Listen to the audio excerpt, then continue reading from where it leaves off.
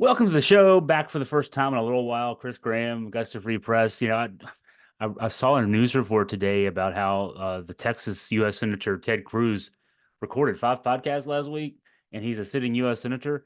This is my job, and I don't have time to record podcasts. That's why I'm recording late on a Friday night for the first time in a couple of weeks. We'll preview the UVA Clemson game tomorrow.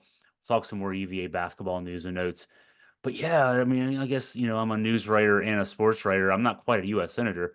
Uh, a little busy these days with all the stuff to write about. Hey, let's talk Clemson UVA. First, a little bit about Clemson for basketball, UVA basketball fans who may have not paid a lot of attention to Clemson. If you're like me, I usually do a deep dive right before, a couple of days before a game. Um, Clemson is 14-6 right now, 4-5 in the ACC. Metrics wise, looks really good. But most recent game, I did get to see just a few minutes of the Clemson Louisville game from the other night. And I actually turned it off, apparently at the wrong time. It was Clemson was up 24. I ended up turning it on. I think it was State Miami, because that game was closer. Louisville actually got within 4 points in the last minute on Clemson before Clemson held them off. So 4-5 in the ACC for Clemson. Now, I mentioned the metrics. When you look at all the five metrics that the NCAA Tournament Selection Committee uses, right now this Clemson team is 10 in KPI, the 29 in strength of record, and the ESPN BPI, the Basketball Power Index, 31 in KenPom, 33 in net. I mean, those are all solid numbers right now. Brad Brownell, though, knows it doesn't matter where you are we're on February 2nd now. It matters where you are in March. This team last year was 18-5 at this time going into the first Saturday of February, 10-2 in the ACC. Ended up not making the NCAA tournament, and all they did was go 5-5 down the stretch, including 1-1 in the ACC tournament. It's not like they collapsed. But you got to be careful this time of year. And they were actually 18-4. They lost a game to get to 18-5. So, to go from 18-4 to not making the tournament, that's hard.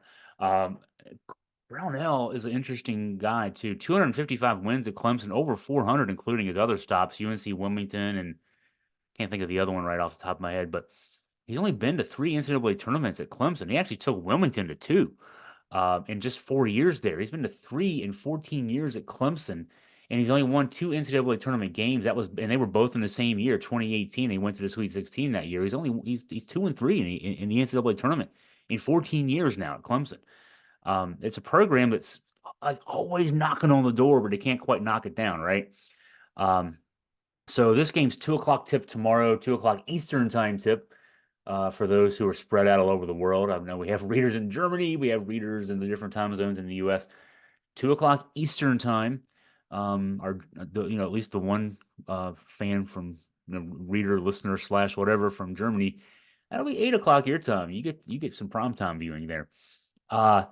So let's look at Clemson's team, the starters in rotation. PJ Hall's a guy that you're familiar with. Boy, he's been around for a while. He's one of those guys that too good for college, not good enough for the NBA. That's why he's back, 6'10 senior. And here's why I can't figure out why he's not good enough for the NBA. He can actually shoot from the outside, 31.1% from three-point range, 19.9 points, 7.1 rebounds a game, 1.9 blocks a game. He can defend the rim, 50.9% from the field, and the 31.1% from three. He's a threat at 2 levels at least. He's not going to dribble drive you, but he can hit the three. And he's really good around the rim, 72.7%, 72.5% around the rim. 40% of his offense is post-ups. He's 53.6% on those. And he's adept at the pick and roll slides and then the backdoor cuts. He shoots 54.7% on those. It's going to be a tough matchup. He's a tough matchup for everybody. Last year against Virginia, averaged 16 points and 9.5 rebounds a game, shot 54.2% from the field in those 2 games, both losses for Clemson to Virginia. You might remember their point guard. Oh, actually, I say point guard. He's a 6'2 guy, Joe Girard, but he's actually the shooting guard. You might remember him from Syracuse. Joe Girard averaging 14.8 points, 3.2 assists a game. He's shooting 41.2% from three. Shoots a lot of threes. At Syracuse last year, averaged 16.4 points per game. One of those rare intra-conference transfers. I say rare. They're not as rare as they used to be. He shoots threes at a high volume, averages 6.8 attempts per game. Got to keep up with him on the perimeter. Point guard is Chase Hunter. Chase Hunter's been at Clemson for all 5 of his years. He only played 9 games as the first year, way back in 2019, 2020, the COVID year. Um, Double-digit score the past 2 years. One example of a guy who just, got better every year. And he's a very important guy for this team. 12 points a game, 41% from the field, just 28.2% from three, but he can hit them. He's open. The distinguishing feature of this Clemson team is Brad Brownell plays big. Of his rotation guys, and he plays 9 guys, regular minutes.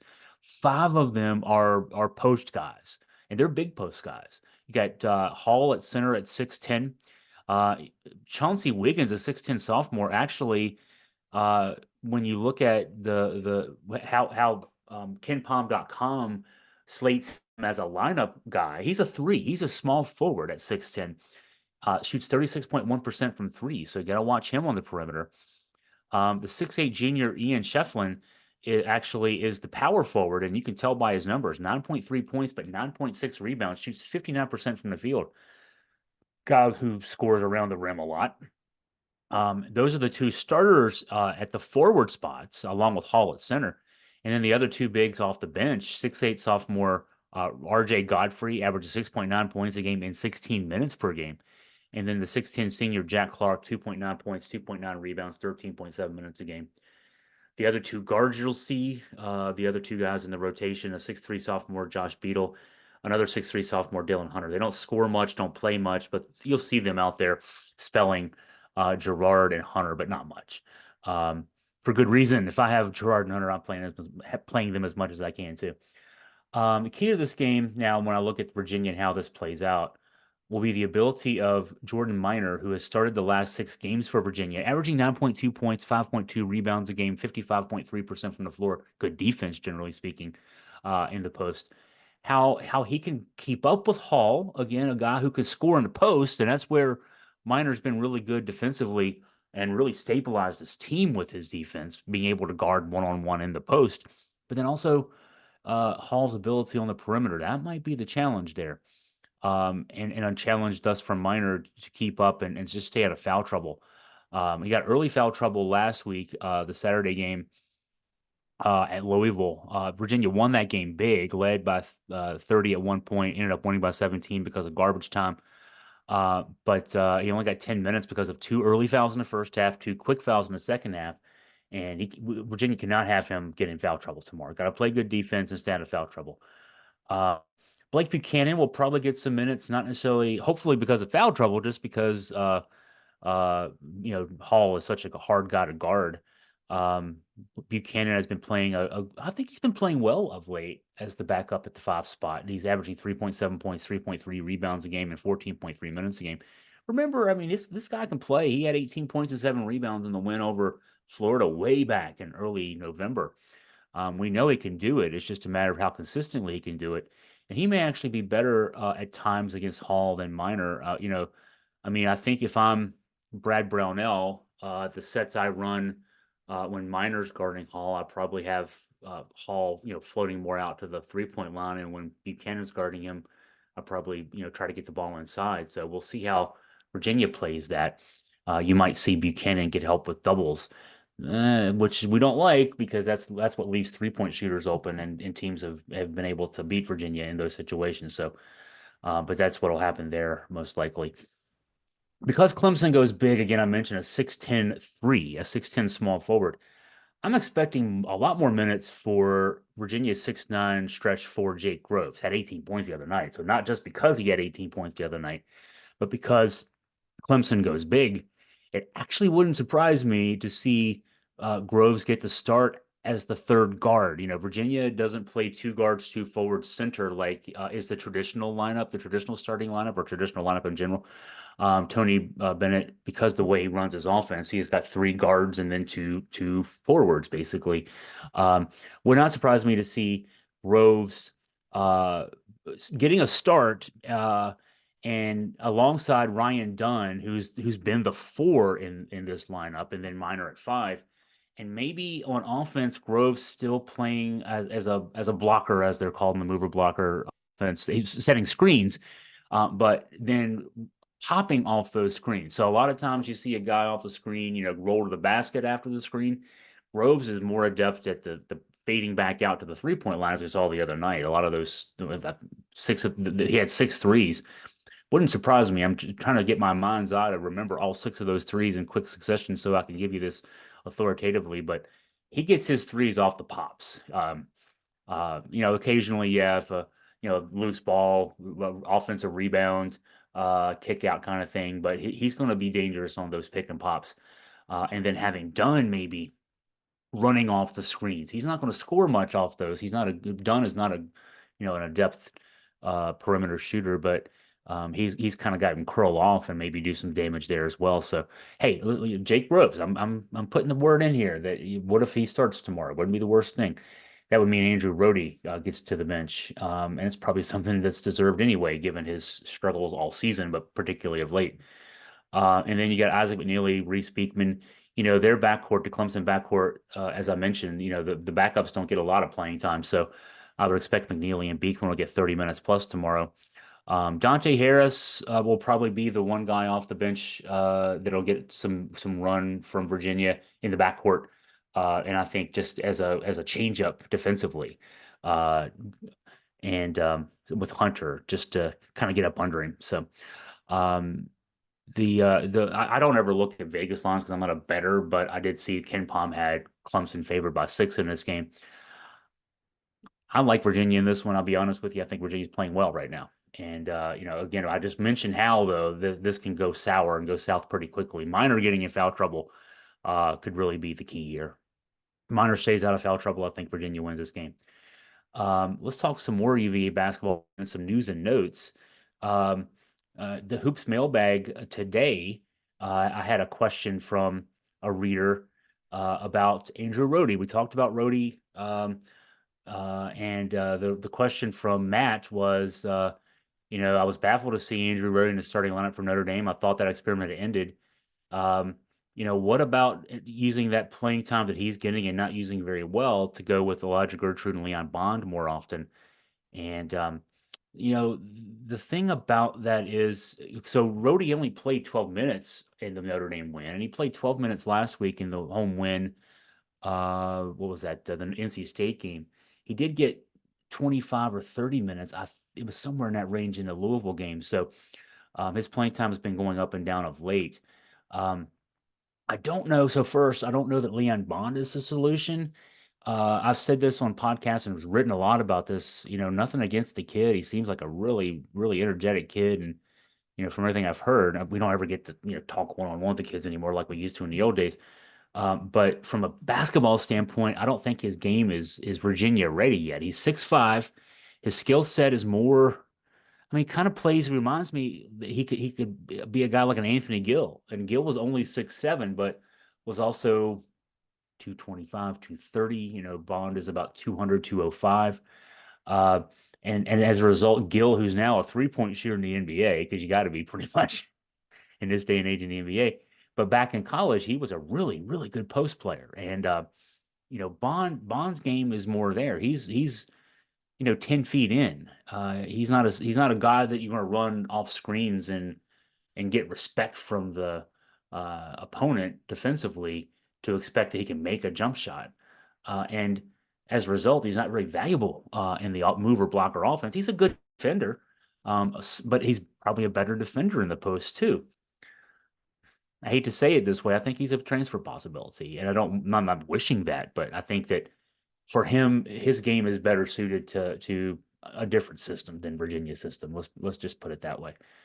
Um, as far as Elijah Gertrude, I think Gertrude is uber talented. I mean, God, that kid, he might be one of the. I'm just trying to think of guys to compare him to. He's not as physically stout as Justin Anderson, but he's a crazy athlete like Justin Anderson. He's got a lot of bounce. And you got to think too, he's still sort of recovering from that torn ACL last year.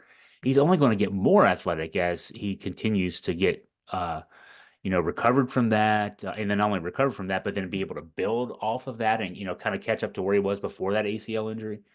Um, but right now, his issue, I think, in his limit of playing time is he's still trying to figure out how to play within the system. If I can, I can see Gertrude going to a place like Carolina and just running wild, and in a good way.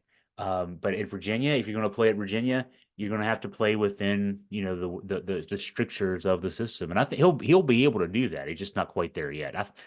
I hate that the red shirt was burned, but also don't think I think he's the caliber of athlete that he's not necessarily a guy who would have stayed around for a fifth year anyway. I think if Tony Bennett and staff can get him to develop, he's the kind of guy who is at worst at the most is going to stay 4 years, no matter how many redshirt years he might have had. I think the better solution in the here and now for Virginia is Tane Murray. Murray is the 6'5" junior. He can shoot from outside. He defends well, doesn't do anything wrong. He's not spectacular. He's not going to, wow you with his athleticism or anything like that. But he's steady Eddie. So I like him in that respect. The other question I got for the mailbag today was about no touches in the post for the bigs. A reader, Jim Gillespie, who's was a regular commenter when we still had our commenting system up, noted that when he was watching the game on TV, he got tired of Corey, which is not hard to do. Turn off the sound, and as because it's kind of like when you turn off a sound, when you close off one of your senses, other senses heighten. So what Jim said is him having the volume off resulted in him noticing some new things. Now he says this, I can't vouch for this. Um, when I'm watching the game, and I get to watch it home games, I get to watch from behind the basket, so I could watch the plays develop, kind of like you would see on a draw, on the dry erase board, with you could see them coming, and I'm watching who's setting screens, who's running off them well. Are they flattening off the screens? Are they curling around the screens? After the curl, what happens to the big? Does he dive for the pocket pass or growth flatten out for the pick and pop? And I'm watching all that stuff. Now, what Jim says is that for 15 minutes of the first half, the ball was passed to Jordan Minor, Blake Buchanan, and Ryan Dunn exactly once. Can't vouch for that, but I will say that Dunn only had one shot attempt in the game. That doesn't mean he didn't get the ball passed to him. I'll talk about Dunn in a second. In the last 5 minutes of the first half, Jim said Dunn got a few touches after Tony Bennett put him, Minor, and Groves in the game at the same time. What Jim's observation is, it's odd watching a game in which only 3 of the 5 players are, quote, allowed to touch the ball. And he says it's concerning that Tony gives up so easily on inside play. So my response, whenever I do these mailbag things, I usually write back to the person first when I get the email, and love interacting with folks. My response to Jim was, this is the way, good, bad, or indifferent, whether you like it or not, that basketball is played in this day and age, not just at Virginia, but just about everywhere. I mean, the NBA is played this way. You don't have Patrick Ewing's and Akeem Olajuwon's, Kareem Abdul-Jabbar's, Wilt Chamberlain's getting the ball fed to them in the post. Joel Embiid is leading the NBA in scoring for the Philadelphia 76ers at 35.3 points per game, but he shoots a lot of threes. Karl-Anthony Towns in Minnesota, it shoots a lot of threes. I mean, the big guys, do different things. Nikola Jokic, league MVP a couple of times, right? He's a big guy who is the point center. He's distributing the ball from the top of the perimeter, from the top of the perimeter, top of the key, 3-point area. It's a different game than it was when we were growing up, or even a couple, generation ago, 2 generations ago, whatever. Post play in this day and age is guards driving a lane, or dump downs off of, screen and rolls. I mean, the Virginia offense, a lot of what the post guys get in terms of not offensive rebound stickbacks is when they set a screen and a guard gets the pass off of a curl, and then 2 defenders go out to the shooter, say it's Isaac McNeely, and you're going to want to put 2 guys on him from 15 feet. And then let's just say it's Minor setting the screen. He just rolls to the basket because nobody's guarding him, and you get a quick pass and a dunk. That's basketball. That's the way it's played. It's not just here. It's a lot of places. Ryan Dunn, his offense, I call it in a column earlier this week, and I called it again in this mailbag column I wrote today. It's derivative. He gets offensive rebounds. He gets dump downs off screen and rolls. He can't create his own shot. He's not going to get the ball at the top of the key and ISO and dribble drive and get to the basket. He's going to get a pass and he's going to have a sliver of light. He's athletic enough to make it a sliver into more, and he'll do something with it. But he's got to have that advantage created for him in the first place. This isn't just Tony; it's everywhere. Blame Europe. I mean, that's yeah. We play like Europe does a lot, and 7-footers have to have different skill sets now than they did a generation ago. Ralph Sampson would have been fine in this. Ralph would have actually thrived in this. Big skinny guy like he was. He wasn't built banging the post with Patrick Ewing and you know Elijah Wine and guys like that for 40 minutes. And I know the NBA games 48 minutes. Most NBA regular season games, guys play 35 minutes. So he wasn't built to withstand those rigors, which is why he didn't last long in the NBA. But if he was playing now, think of Victor Wembanyama. That's what Ralph would have been that 40 years ago. Anyway, and if you want to bring up Armando Bacot, Hunter Dickinson, Zach Edey, there's a reason those guys are still in college. And it's because their game doesn't translate to the NBA. They're not going to make money in the NBA next year when their eligibility is finally up. It seems like Bacot's been there for 20 years. They're going to have to make money in Europe. I don't think it's. I mean, I don't understand how guys like that can't be used in the NBA, but that's just reality. It's just the way it's played. So what Tony's doing, I mean, I would argue, okay, this is not what Jim asked about, but if I'm Armando Bacot from Richmond and I can get into Carolina, I could get into Virginia if I wanted to, all those years ago. Is it better that I've got all these North Carolina and NCAA records in 5 seasons at Carolina? Or would I have been better off going to Virginia and learning how to play the way the NBA wants me to play? I wonder about that. Because bigs in the NBA play pretty much like bigs at UVA do. They set screens, they have to roll off screens, they have to play defense down low, and they have to be able to defend the post.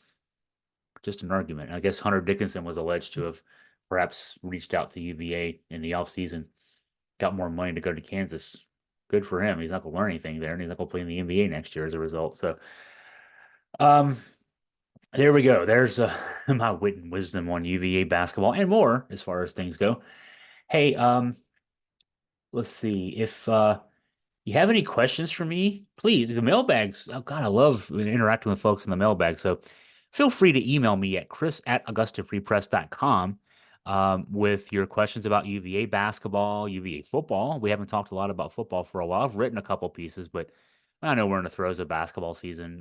Had somebody text me last night asking me to write about the Shrine Bowl, how Malik Washington is playing in the Shrine Bowl. I got to go where the readers are, and they're not in the Shrine Bowl right now. So, we'll follow Malik when we get closer to the NFL draft, certainly, and wherever he may land, and we'll figure out if other guys are going to get sniffs from the NFL draft folks. But yeah, football. I mean, we're coming up on baseball season 2 weeks from today. Hard to believe. I bought season tickets this year.